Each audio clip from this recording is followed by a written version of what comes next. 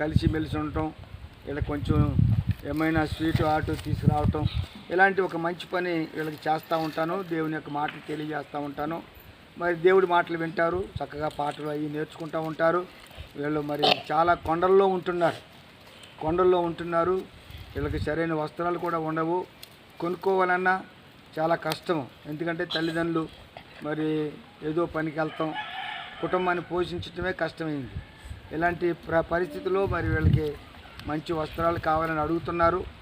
మరి పెద్దలైన వారు మీరు, మరి వీరి ఆత్మీయులైన మీరు ఈ పిల్లల కోసం మరి ఎక్కువగా ప్రార్థన చేయండి. అవకాశం వచ్చినప్పుడు వీళ్ళు కొంచెం బట్టలు కొనడానికి ప్రయత్నించేయండి. మరి ఇక్కడ సుమారు ఉండటానికి పిల్లలు 60 మంది పిల్లలు ఉంటారు, ఆడవాళ్ళు కానీ పిల్లలు కానీ. అలాగే అంగన్వాడీ స్కూల్ కూడా నేను దర్శించాను.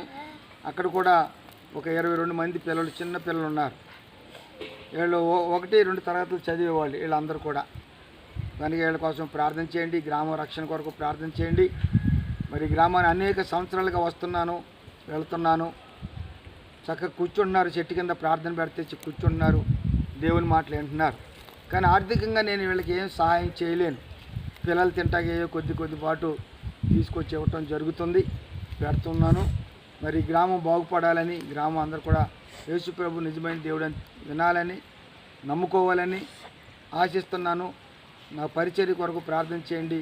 మీకు నిండా వందనాలు చెల్లిస్తున్నాను. ఆమేన్.